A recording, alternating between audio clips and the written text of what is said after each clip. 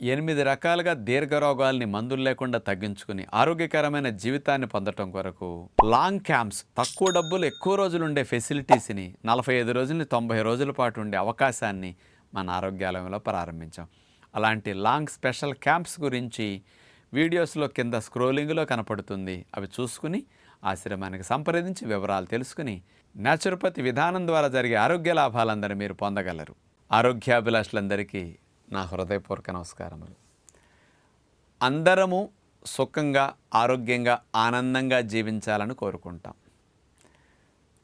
ఇలా కోరుకున్న అందరము జీవించలేకపోతున్నాం.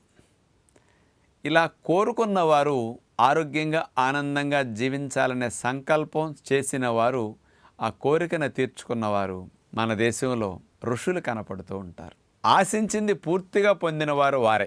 ఆశించిన కొన్నే మనం పొందగలుగుతున్నాం, ఎక్కువ పొందలేకపోతున్నాం. మరి ఋషులు సుఖంగా, ఆరోగ్యంగా, ఆనందంగా జీవితాన్ని సాగించటం కోసము ప్రాణిక్ ఎనర్జీని ఎక్కువగా తీసుకోగలిగారు. వాళ్ళలో ఉండే షట్చక్రాల్ని యాక్టివేట్ చేసుకోవటానికి ఆ ప్రాణిక్ ఎనర్జీ, మేధాశక్తికి, బ్రెయిన్ బాగా యాక్టివ్గా, ఇంద్రియాలన్నీ కంట్రోల్లో ఉండటానికి ఆ ప్రాణిక్ ఎనర్జీ అద్భుతంగా వాళ్ళకి సహకరించిందట.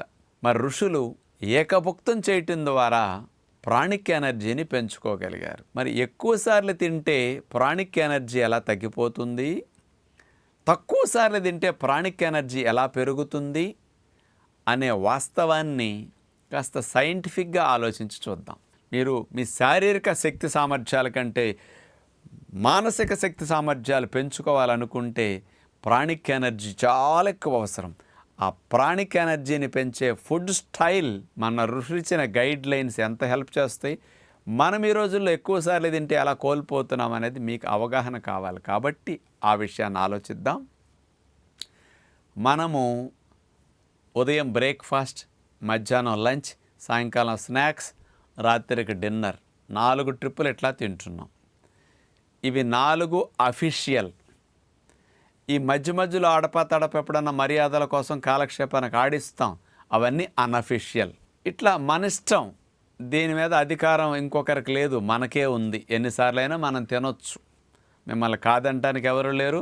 మీరు తప్పు చేస్తున్నారు అని ఖండించడానికి కూడా ఎవరు చేయరు. ఈ విషయంలో మనం ఆహారము తిన్నాము అంటే దాన్ని అరిగించటానికి పొట్టలో ఆహారం ఉన్నంతసేపు 20 నుంచి 30%, 35% మనం తీసుకునే ప్రాణవాయువు, ప్రాణిక్ ఎనర్జీ, కొన్ని సెకండ్లు పీల్చుకోకపోతే చచ్చిపోతాం. మన బ్రతుక్కి అంత ఆధారమైన ప్రాణవాయువు 30% మీ పొట్టా ప్రేగులకి వెళ్ళిపోతుంది.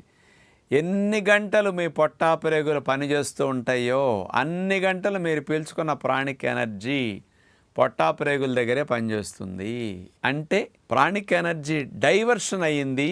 కాబట్టి ఆ ప్రాణిక్ ఎనర్జీ ఫ్లో ఇటు వెళుతుంది కాబట్టి ఇటు తగ్గుతుంది.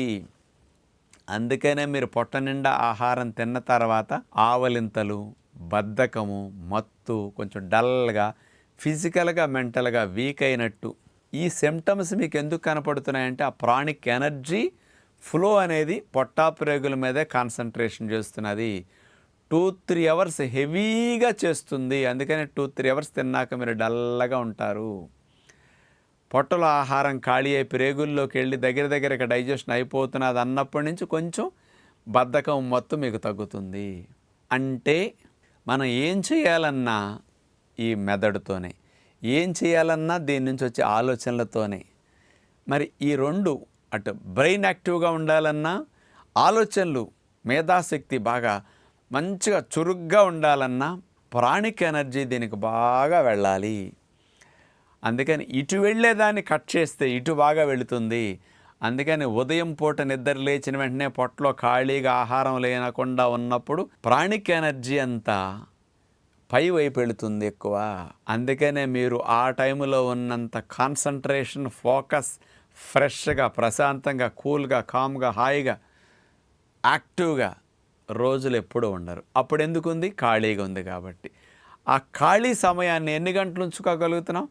లెగిస్తే బెడ్ కాఫీ, లేకపోతే లెగిస్తే టిఫిన్ తినేస్తాం, పోతున్నది. మళ్ళీ మధ్యాహ్నం లంచ్ పోతున్నది, మళ్ళీ సాయంకాలం స్నాక్స్ మళ్ళీ పోతున్నది, మళ్ళీ డిన్నర్ మళ్ళీ పోతున్నది, నిద్రలో ఆహారం తిని పడుకుంటున్నాం, అయిపోయింది. ఆ ప్రాణిక్ ఎనర్జీ మీ మేధస్సుకి బాగా ఉపయోగపడేది 1-2 గంటల ఉదయం పూట నిద్ర లేచిన తర్వాత టిఫిన్ తినేలోపు మాత్రమే కనపడుతున్నది. అదే ఋషులకి ప్రాణిక్ ఎనర్జీ రోజులో 18-20 గంటల సేపు ప్రాణిక్ ఎనర్జీని బాగా ఈ మేధాశక్తి పెరగటానికి, బ్రెయిన్ యాక్టివ్గా ఉండటానికి, ఇంద్రియాల కంట్రోల్గా ఉండటానికి వాడుకునే టెక్నిక్ని వాళ్ళు ఉపయోగించుకున్నారు. ఋషులు దీని సాధన కోసం వాళ్ళు ఆచరించిన నియమం ఉడికిన ఆహారాన్ని తినలేదు, న్యాచురల్ ఫుడ్ మాత్రమే తిన్నారు. అంటే ముఖ్యంగా ప్రకృతి ప్రసాదించిన విత్తనాలు, పండ్లు, కాయలు, దుంపలు ఇలాంటి వాటిని పొయ్యి మీద పెట్టకుండా నేచర్ ఇచ్చిన వాటిని ఇచ్చినట్టుగా తినేశారు. వాటి నిండా ప్రాణిక్ ఎనర్జీ ఉంది. ఆహారంలోనే ప్రాణమున్న ఆహారం, దాన్ని అరిగించడానికి ఎక్కువ ప్రాణం అక్కర్లా. ఉడికిన ఆహారాలకి 30-35% ప్రాణిక్ ఎనర్జీ అవసరమైతే అలాంటి న్యాచురల్ ఫుడ్స్ తింటే ఒక 5-10% వెళితే సరిపోతుంది. ఎందుకంటే ఆహారం స్వతహాగా అలాంటి ప్రాణంతో కూడుకున్న ఆహారం కాబట్టి. అందుకని 4 గంటలు 3 గంటలు డైజెషన్ అయిపోతుంది అలాంటి న్యాచురల్ ఫుడ్ కాబట్టి. ఇక ఏకభుక్తమే చేశారు. ఆహారం ఎలా తిన్నారు? ఒకేసారి తిన్నారు. ఎక్కువసార్లు తింటే ప్రాణిక్ ఎనర్జీ అంతా ఇటు వేస్ట్ అయిపోతున్నది, ఇటు వెళ్ళటం తగ్గుతుందని ఒక్కసారి ఆహారం తిని 4 అవర్స్ తర్వాత ఇక 20 అవర్స్ ఇక్కడ ఖాళీ. అంటే 20 అవర్స్ వారు తీసుకున్న ప్రాణవాయు సంచారం, ప్రాణిక్ ఎనర్జీ, నేచర్ నుంచి గ్రహించే ఎనర్జీస్ అన్నీ ఈ డైజెషన్కి వేస్ట్ అవ్వటం లేదు. అందుకని శరీరంలో కణకణము వాడుకోవటానికి, ముఖ్యంగా చక్రాలన్నింటినీ యాక్టివేట్ చేసుకోవటానికి, అందుకని వీటన్నిటిని పై స్థితికి బాగా తీసుకెళ్ళటానికి మేధస్సుకి ఈ ప్రాణిక్ ఎనర్జీని వాడుకున్నారు.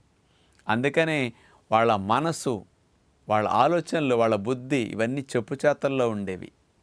అందుకని ఇంద్రియాలన్నింటినీ కంట్రోల్ చేసుకోవటానికి, చక్కగా సుఖముగా ఆరోగ్యంగా ఆనందంగా జీవిస్తూ వాళ్ళ లక్ష్య సాధన వైపు వాళ్ళు వెళ్ళటానికి ఇలా ఉపయోగపడింది. కాబట్టి వాళ్ళు అనుభవించి అలా ఉంటే మీరు ఎక్కువ బ్రతుకుతారన్నారు. అందుకని తక్కువ తింటే ఎక్కువ బ్రతుకుతారు. ఋషులు ఏకభుక్తం చేసేవారు. ఏకభుక్తే సదా యోగి. యోగి జీవితాన్ని గడపాలనుకునే వాళ్ళందరూ రోజులో ఒకేసారి తినాలి అని చెప్పారు. అలాగే తిన్నారు. మనం తెలియక ఎక్కువసార్లు తినేస్తున్నాం, అన్ని ట్రిప్పులు ఉడికినవే తినేస్తున్నాం. అంచేత దీన్ని బట్టి మనం మార్చుకోవాల్సింది ఏంటో తెలుసా? ఇది బాగుండాలన్నా దీన్ని నడిపించే ఇది బాగుండాలి.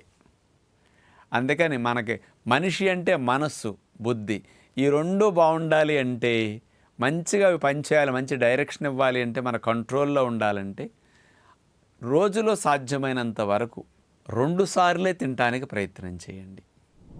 ఆ 2 సార్ల్లో ఉడికిన ఆహారం ఉదయం 11కో 10కో 12 లోపో ఒక్కసారే తినేసేయండి. ఇంకొకసారి ఉడికిన ఆహారం నోట్లో పెట్టకండి. 10 లోపు కడుపుతో మార్చండి. ఇది చాలా మంచిది. ఎంతో యాక్టివ్గా ఫ్రెష్గా ఉంటారు. సాయంకాల పూట ఉడికిన ఆహారాలు తినకండి. 5-6 గంటలకల్లా, 4-5 గంటలకల్లా తినేసేయండి కావాలంటే. Nuts, sprouts, fruits, dry fruits ఇట్లాంటివి పెట్టుకోండి. ఇలా తింటే కనీసం ఋషుల వలె అంత కాకపోయినా సకానికి సకమన్నా మనం ప్రాణిక్ ఎనర్జీని ఇటువైపు పంపించి దీన్ని యాక్టివ్గా చేసుకుని మనం తక్కువ సమయంలో ఎక్కువ సాధించటానికి, మనిషిగా పుట్టినందుకు హాయిగా బ్రతకటానికి, ఆరోగ్యంగా ఉండటానికి ఈ టెక్నిక్ భలే పనికొస్తుంది. కాబట్టి అనుభవించి చెప్పిన మహానుభావులు ఋషులు మనందరినీ మారండి అని డైరెక్షన్ ఇచ్చారు. తెలివితేటలతో డబ్బు సంపాదించే భోగి జీవితాన్ని గడిపేవారందరినీ ద్విభుక్తం చేయండి అన్నారు కొటేషన్ రూపంలో. ద్విభుక్తే సదా భోగి. తెలివితేటలతో డబ్బు సంపాదించుకు జీవించే వాళ్ళం ఆ భోగి జీవితాన్ని గడపాలనుకుంటే 2 సార్లే తినండి. అందులో ఒకసారి న్యాచురల్ ఫుడ్ తినండి. వారానికి 2 రోజులు 3 రోజులైనా సరే ఉదయం మొలకలు, పప్పు, కొబ్బరి, వేరుశనగపప్పు లాంటివి తినండి, పళ్ళు తినండి. సాయంకాలం మళ్ళీ 4-5కి డ్రై నట్స్ నానబెట్టుకున్నవి తిని పళ్ళు తినండి. 2 పూటలు ఇట్లా న్యాచురల్ ఫుడ్ తిని వారంలో ఒక 3 రోజులన్నా 2 రోజులన్నా చూడండి. ఆ 3 రోజులు 2 రోజులు మీరు ఎంత ఫ్రెష్గా యాక్టివ్గా ఉంటారో గమనించుకోండి.